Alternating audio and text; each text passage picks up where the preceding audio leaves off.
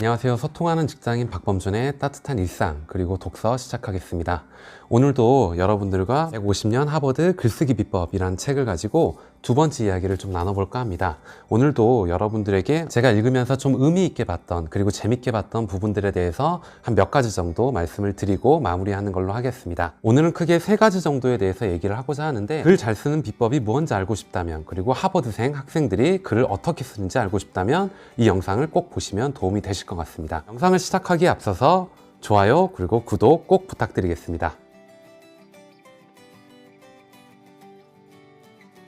우선 첫 번째, 선택받는 글의 관건. 과연 선택받는 글들은 어떻게 쓰여질까요? 그 방법에 대해서 네 가지를 얘기를 하고 있는데, 그 네 가지에 대해서 여러분들과 한번 얘기를 나눠볼게요. 최근에 글을 보거나 인터넷을 보거나 어떤 기사를 볼 때 사람들의 집중력이 굉장히 낮아졌다라고 얘기를 하잖아요. 어떤 글을 볼 때 거기에 대한 집중력이 10초, 15초도 못 넘긴다라고 얘기를 하는 이야기들이 나오는데, 그와 관련돼서 이 부분을 좀 접목을 할 수 있을 거라고 생각이 들었던 게, 이렇게 집중력이 짧아지기 때문에 어떻게 보면 사람들의 시선을, 읽는 분들의 시선을 사로잡을 수 있는 제목, 그리고 헤드라인이 중요하다라는 거. 그래서 그 부분에 대해서 얘기를 하고 있습니다. 이렇게 헤드라인만 보고 이렇게 쭉쭉 넘기면서 보는 사람들을 헤드라인 쇼퍼라고 얘기를 하고 있고요. 저 또한 역시 이렇게 유튜브 영상을 보거나 아니면은 네이버에서 기사들을 볼 때 제목만 보고 그 다음에 썸네일, 어떤 이미지 화면 하나 보고 그냥 넘기고 선별하는 이런 과정들을 하고 있거든요. 저뿐만이 아니고 여러분들도 아마 비슷한 그런 행동 양상을 보이고 있을 것 같다는 느낌은 드는데, 그만큼 독자에게 선택받는 것은 중요하다라는 얘기를 드리고 싶어서입니다. 우선 대주제는 15자 이내로 간결하게 써라 라고 얘기를 하고 있네요. 제목은 모든 글의 첫 문장이다 라고 얘기를 하고 있고요. 첫 문장은 둘째 문장을 읽게 해주고 둘째 문장은 또 셋째 문장을 읽게 해준다. 이렇게 호기심을 살려가면서 읽을 수 있게끔 하기 때문에 첫 문장이 가장 중요하다라고 얘기를 하고 있네요. 그러면 독자에게 가장 많이 선택받는 문장이 어떤 거냐라는 거에 대해서 조사를 해봤더니, 제목을 쓰는 게 아닌 서술형의 헤드라인을 썼다라고 얘기를 하고 있는데, 어떻게 보면 제목을 쓰는 게 아닌 서술형을 썼다라는 부분이 좀 어렵게 느껴질 수도 있는데, 그 부분 때문에 제가 한번 예시를 한번 들어볼게요. 예를 들면 이런 형태입니다. 폭염으로 해변은 밤에만 북적, 국내로 돌아오는 해외 유학생이 급증, 휘발유값 급등으로 자가운전 감소.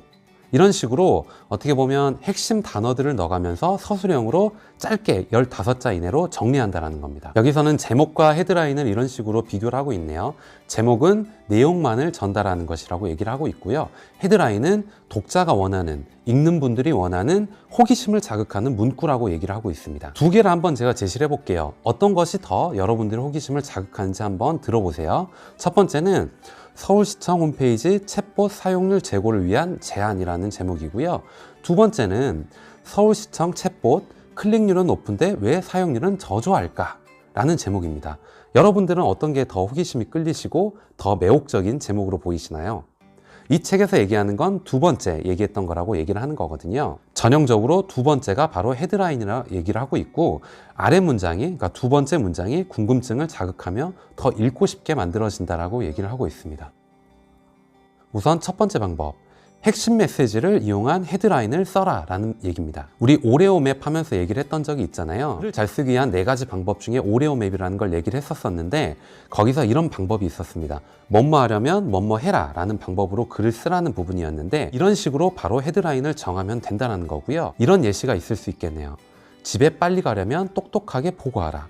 이 뜻은 즉 보고가 똑똑해야 집에 빨리 간다. 두 번째 예시는 평생 현역으로 살려면 당신의 책을 써라 라는 부분입니다. 당신의 책을 가져라 라는 부분인데, 이거는 다른 식으로 얘기를 하자면 당신의 평생을 책임지는 한 권의 책이라는 걸로 얘기를 할 수 있겠네요. 그 다음 세 번째 예시는 모은 돈 하나 없이 퇴사하려면 블로그부터 시작하라. 다른 얘기로는 모은 돈 하나 없이 당장 퇴사하기. 뭔가 굉장히 자극적이고 어그로를 끄는 제목 같다는 느낌은 드는데, 그 어그로를 끄는 제목이라는 거에 대해서 장단점은 명확히 있는 것 같습니다. 독자와 읽는 층을 이렇게 끌어들이는 힘은 있을 수 있겠지만은, 어떻게 보면은 본인들이 원하는 내용이 나오지 않았을 때 반대급부가 더 크다라는 그런 단점이 될 수도 있겠어요. 그러니까 전략적으로 잘 활용해야 된다라는 부분으로 생각하시면 될 것 같습니다. 그리고 두 번째 단계는 이유와 근거를 활용한 헤드라인이라고 얘기를 하고 있습니다. 왜, 어째서, 이유, 까닭, 비결은 이런 단어를 이용해 가지고 헤드라인을 만들어 보라고 얘기를 하고 있고, 그 예시를 한번 여러분들께 말씀을 드려볼게요. 리바이스가 150살이나 젊어진 비결. 하버드 출신들은 어떻게 글을 쓸까? 하버드 출신들은 어떻게 글을 쓰는가? 그리고 글 잘 쓰는 사람이 연애도 잘하는 이유는? 이런 방식으로 헤드라인을 정하면 더 좋다라는 얘기입니다. 그 다음에 세 번째는 사례를 활용한 헤드라인이라고 얘기를 하고 있어요. 내가 주장한 의견을 증명하기 위해서 어떤 사례 그리고 스토리를 끌어온 헤드라인들은 독자들의 흥미와 호기심을 끌어들일 수 있다라고 얘기를 하고 있습니다. 그 예시가 뭔지 한번 여러분들께 얘기를 한번 해볼게요. 세계 1위 주식 투자가 워렌 버핏이 글쓰기상을 받은 사연은? 혹은 무라카미 하루키가 여행기를 쓰는 방식은? 백종원이 들려주는 식당 창업에 얽힌 이야기. 이런 방식으로 이야기를 한번 해보라는 겁니다. 어떤 명확한 우리가 흔히 봐왔던, 우리가 조금은 들어왔던 유명인들도 좋고요. 어떤 사례를 들어가지고 스토리를 풀어가는 방식으로, 그리고 그 뒤에 아까 첫 번째 얘기했던 비결은, 사연은, 까닭은 이런 것까지 붙여주면 더 좋다는 걸 여기서 한 번에 얘기를 하고 있네요. 그리고 네 번째는 행동 제안을 담는 헤드라인이라고 얘기를 하고 있습니다. 이거는 특히 요새 유튜브 이런 데를 보면은 너무 많이 나와 있죠. 여러분들도 분명히 보셨을 건데 여기서 딱 얘기를 하고 있네요. 뭐뭐 하는 방법 몇 가지라고 얘기를 하고 있습니다.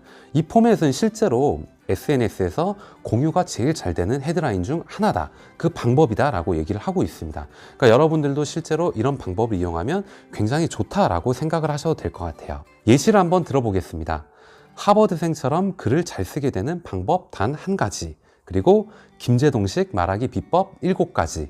빅마마가 제안하는 냉장고 묵은 재료로 만드는 찌개 3가지라고 얘기를 하고 있습니다.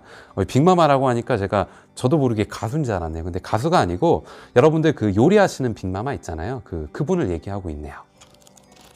그리고 대주제 두 번째, 구글링에서도 당당해지는 글쓰기라는 내용인데, 여기서는 어떻게 보면은 취직과 이직과 관련해 가지고 글쓰기가 얼마나 중요한지 얘기를 하고 있습니다. 여기서 얘기하고자 하는 바는 뭐냐면은, 우리가 이직을 하거나 취업을 할 때 수많은 글들을 쓰잖아요. 그중 대표적인 게 바로 자기소개서가 될 수 있겠는데요.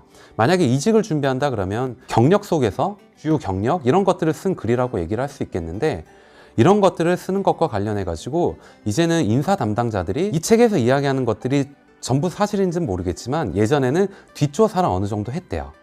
어느 식으로 어느 방식으로 어디까지 뒷조사를 했는지 모르겠는데, 물론 기업마다 다르겠지만 여기서는 그런 식으로 예시를 들어서 얘기하고 있으니까 그 정도로 참고 정도 하시면 될 것 같고요. 이력서와 면접만으로는 그 사람의 모든 과거의 경험 이런 것들을 알 수 없기 때문에 이제는 SNS를 통해 가지고 이 사람이 과연 뭐 하는 사람인지, 어떤 경력을 갖고 있었던 사람인지 조회하면 다 나온다라는 겁니다.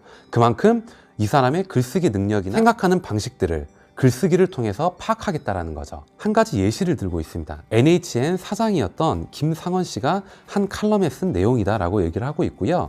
소셜미디어 모니터링 회사인 트래커, 앤디 빌 회장은 이런 말로 우리를 얼어붙게 합니다 라고 얘기를 하고 있습니다. 사람을 뽑을 때 더는 뒷조사를 하지 않는다. 대신 구글에 지원자들의 무엇이 뜨는지 확인한다라고 얘기를 하고 있습니다.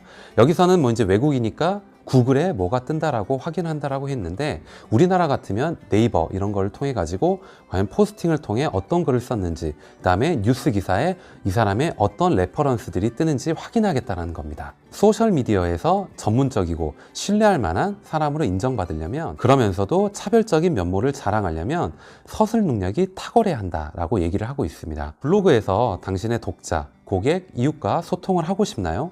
당신의 생각으로 여론을 이끌어가고 싶나요? 그렇다면 오레오 방식으로 블로깅 하세요 라고 얘기를 하고 있고요. 오레오 방식을 다시 한번 말씀을 드리면, 첫 번째, O는 오피니언입니다. 자신의 주장을 펼치는 거고요. R은 리즌입니다. 거기에 대한 이유, 근거를 제시하라는 이야기고요. E는 이그젬플입니다.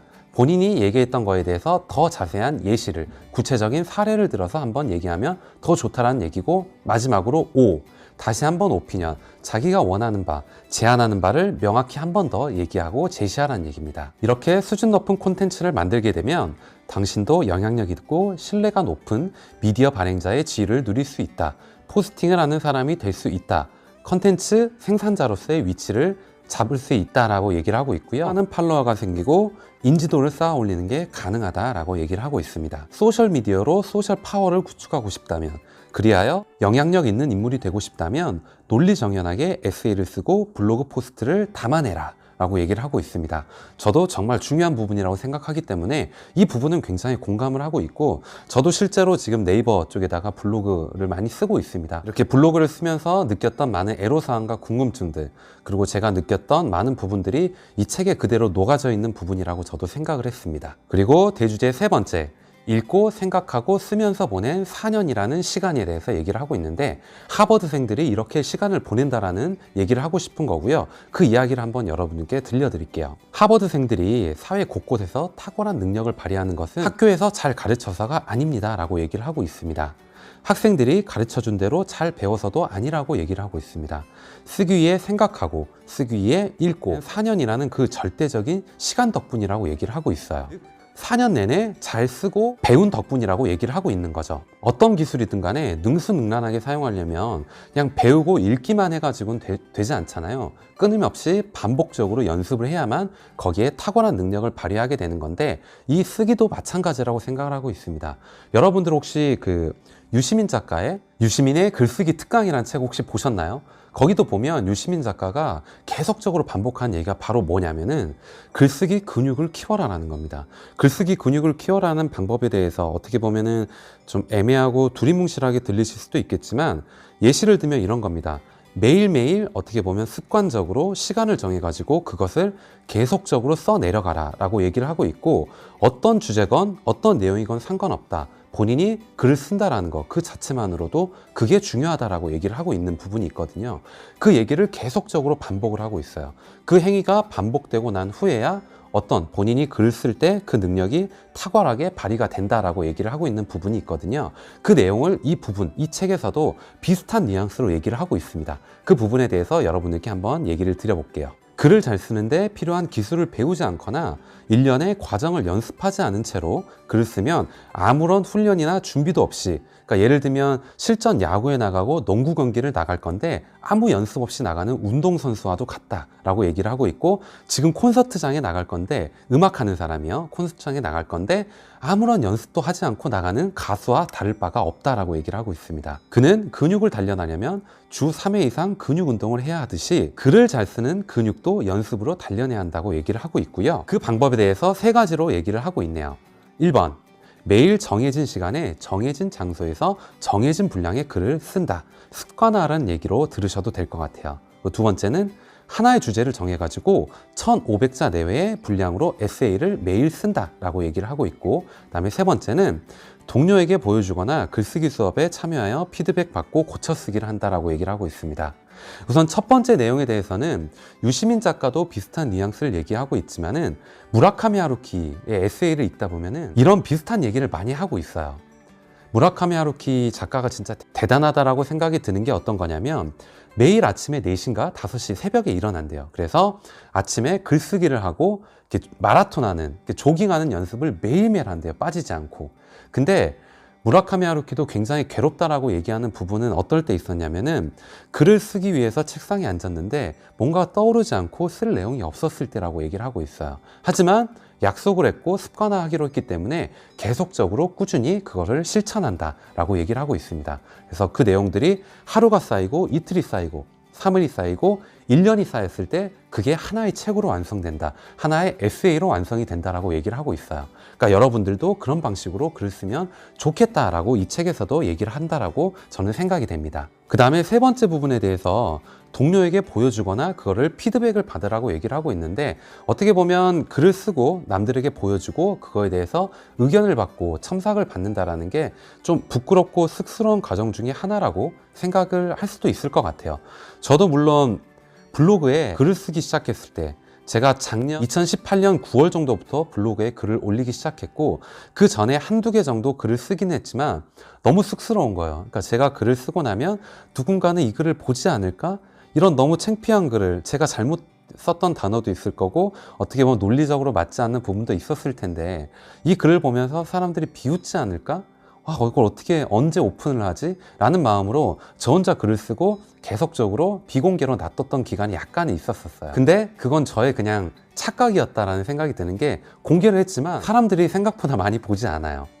이렇게 나의 글을 썼지만 사람들은 생각보다 나의 글에 관심이 크게 없구나. 그리고 많이 보지도 않는구나 라는 것을 깨닫고, 그래, 어떻게 보면 자연스럽게 내가 글을 써가면서 이렇게 첨삭을 받고 사람들의 피드백을 받는 것도 자연스러운 과정 중에 하나겠구나. 이런 걸 쑥스러워하거나 괴로워하지 말고 용기 내서 올려보자 라는 마음으로 올리다 보니까 계속 저희 글쓰기 능력도, 그런 스킬도 조금씩 늘어났던 거라고 지금 이렇게 돌이켜보면 생각이 조금 나는 것 같아요. 그 다음에 대주제 세 번째 얘기를 드릴게요.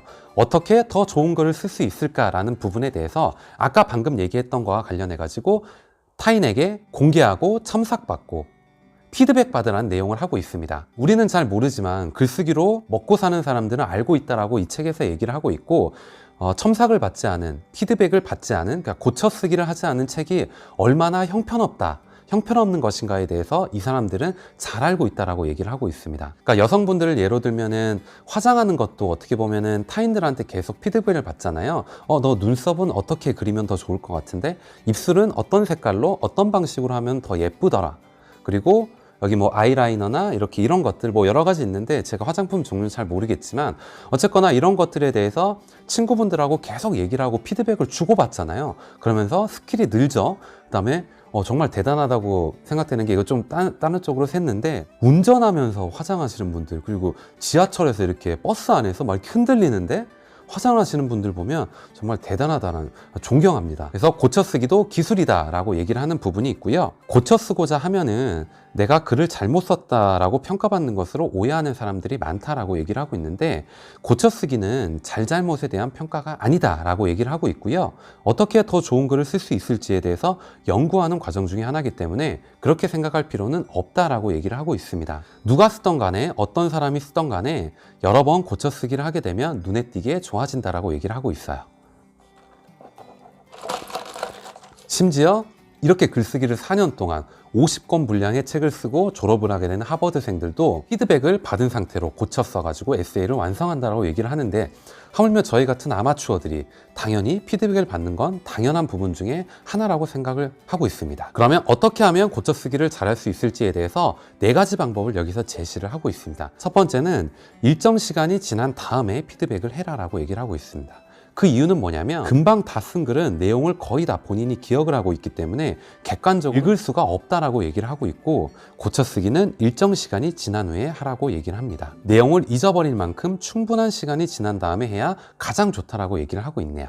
그다음에 두 번째는 출력을 해가지고 내가 독자가 된 마음으로 그 모드로 한번 읽어보라라고 얘기를 하고 있습니다. 글을 출력해서 읽다 보면은 필자 모드에서 독자 모드로 변환이 된다라고 얘기를 하고 있는데, 어떻게 보면은 맞는 부분 같다라는 생각도 들어요. 이렇게 하게 되면 글의 맥락이나 어떤 파악을 하는데 도움이 많이 된다라고 얘기를 하고 있고, 그다음에 세 번째는 소리를 내가지고 한번 읽어보라고 얘기를 하고 있어요. 그러니까 여러분들 글을 쓰게 되면 이 글이 자연스러운가 자연스럽지 않은가에 대해서 여러분들 고민을 하게 될 텐데, 그 글에 대해서 만약에 객관적인 판단이 어렵다면 여러분들이 쓴 글을 가지고 한번 그대로 한번 쭉 읽어보세요. 근데 분명히 막히는 부분이 나올 거예요. 이걸 말로 이렇게 얘기했다면 어색한데? 상대방이 이해하기 어렵겠는데? 라고 생각되는 부분이 있었을 거예요. 그게 바로 고쳐 써야 될 부분이라는 거예요. 소리내 읽으세요. 그러면 매끄럽지 않은 것을 발견하게 되는데, 이 경우 논리의 문제가 있기 마련입니다 라고 얘기를 하고 있네요. 제가 아까 얘기했던 부분과 동일한 뉘앙스로 얘기를 하고 있다 라고 저는 생각이 드네요. 해당 부분을 여러 번 소리내 읽으면서 교정을 하면서 계속 이 행위를 반복하라고 얘기를 하고 있습니다. 그 다음에 네 번째는 오탈자를 고칠 때는 문맥까지 고려하라고 얘기를 하고 있습니다. 어떻게 읽다 보면은 단어 하나 바꾸고 조사나 접속어를 바꾸게 되는 경우가 있는데, 그거를 바꿈으로 인해서 앞뒤 문맥이 흐려질 수가 있어요. 어떻게 보면 어색해질 수가 있는 거죠. 그렇기 때문에 이런 걸 바꿀 때는 앞뒤 문맥을 한 번 더 읽어가면서 어색하진 않은지, 문맥에 뒤틀린 부분은 없는지 한 번 더 읽어보면서 파악을 하라는 겁니다. 다섯 번째는 소셜 테스트 혹은 트레이닝이라고 얘기를 하고 있는데요. 이 부분에 대해서는 함께 하라, 같이 하라라는 부분과 일맥상통한다라고 보시면 될 것 같아요. 혼자 쓰는 글은 절대 늘지 않습니다 라고 얘기를 하고 있고, 봐주는 사람이 있어야 잘하고 싶어진다 라고 얘기를 하고 있습니다. 이 부분도 좀 공감이 되는데, 여러분들도 어떻게 보면은 내가 글을 쓰고 이렇게 포스팅을 올리고 그리고 책을 하나 내고 싶다라고 하는 것은 내가 이렇게 글 쓰는 걸 누군가 봤으면 좋겠다 라고 하는 거죠. 그런 심리가 있기 때문에 이렇게 써서 공개를 하는 거잖아요. 그렇기 때문에 어떻게 보면 봐주는 사람이 있어야 잘하고 싶어진다라는 부분은 저는 좀 공감이 되네요. 자꾸 노출해야 누군가가 내 글을 읽는데 익숙해집니다 라고 얘기를 하고 있고, 글을 통해 내 속을 내보이듯이 거부감에도 익숙해진다라고 얘기를 하고 있어요. 내 글에 시비를 거는 사람, 내 글에 반박을 하는 사람이 더 많아지면 어떻게 보면 맷집이 늘어날 수도 있다라고 얘기를 하고 있네요. 그러니 소셜미디어, SNS, 포스팅 같은 데에다가 글을 계속 매일 쓰세요 라고 얘기를 하고 있고, 매일 찾아와 읽어주는 귀한 독자가 하나 둘 생기게 되면 글 쓰는 재미가 쏠쏠하다라고 얘기를 하고 있습니다. 저 또한 네이버 포스팅을 하고 있고, 그 다음에 유튜브 영상도 찍고 있지만 구독자가 1명, 2명 늘어나고, 영상에 그리고 포스팅에 댓글을 남겨주시는 분을 보게 되면 뿌듯함과 즐거움, 그리고 한편으로는 부담감과 설렘, 그리고 쑥스러움, 여러 가지 감정이 복합적으로 오는 것 같아요. 하지만 그보다 즐거움이 훨씬 더 크기 때문에 이렇게 계속 제가 하고 있겠죠. 마지막으로 저자가 이렇게 얘기를 하고 있네요. 글쓰기가 당신의 발목을 잡지 않았으면 좋겠다 라고 얘기를 하고 있고요. 한번 내용을 얘기해 볼게요. 383년의 역사를 자랑하는, 그리고 미국에서 가장 오래된 대학, 글로벌 500대 기업의 CEO를 가장 많이 배출한 대학, 47명의 노벨 수상자, 그리고 32명의 각국 대통령, 그리고 48명의 퓰리처상 수상자를 배출한 대학, 빌 게이츠, 마크 저커버그 등 내노라하는 기업가가 다닌 학교, 세계 최초로 설립된 MBA로 가장 높은 연봉을 자랑하는 학교. 대단하죠. 이런 수식어가 붙어있는 학교가 바로 하버드 대학교라는 얘기고, 이런 하버드 대학교에서 재학생들을 졸업시키기 전에 4년간 50권 분량의 글과 에세이를 쓰게끔 시킨다라는 겁니다. 그만큼 글쓰기가 중요하다라고 판단이 됐기 때문에 이렇게 교육을 하고 있겠죠. 저자는 이렇게 얘기하고 있네요. 저는 150년 하버드 글쓰기 비법을 쓰면서 왜 하버드 출신들이 이토록 눈부신지 비로소 알았습니다 라고 얘기를 하고 있고, 하버드 대학교의 영향력은 어째서 이렇게 강력한지 이제는 자신있게 말할 수 있습니다 라고 얘기를 하고 있습니다. 이 학교가 여태까지 발전시켜온 글쓰기 교육 프로그램 덕분이라고 소리 높여 말할 수 있다라고 얘기를 하고 있고, 이렇게 4년 동안 몇 억의 돈을 들여서 오랜 시간 동안 하버드생들도 어렵게 쓰는 이런 것들을 하루 만에, 그러니까 4시간 만에, 빠르면 4시간 만에 여러분들이 이 비법을 터득할 수 있게끔 하겠다라는 취지로 만든 책이고, 여러분들도 이 책을 꼭 읽었으면 좋겠다. 글쓰기가 굉장히 중요하다라는 걸 알았으면 좋겠다라고 얘기를 하고 있습니다. 비즈니스 리더의 75%가 업무에서 가장 중요한 능력으로 꼽히는 것 중에 하나가 글 쓰는 능력이라고 강조를 한대요. 덧붙여 글쓰기가 인문학에서의 핵심 능력이라고 얘기를 하고 있습니다. 당신도 글쓰기로 당신의 교양에 투자하세요. 글쓰기로 생각하는 힘을 기르세요. 비판적으로 생각하고 분석하고 판단하고 관찰하고 표현하고 설득하는 큰 힘을 가지세요 라고 얘기를 하고 있고요. 독자를 생각하고 염려하고 배려하는 에세이를 쓰게 되면서 인공지능이 엄두도 못할 능력의 글쓰기를 하라고 얘기를 하고 있습니다.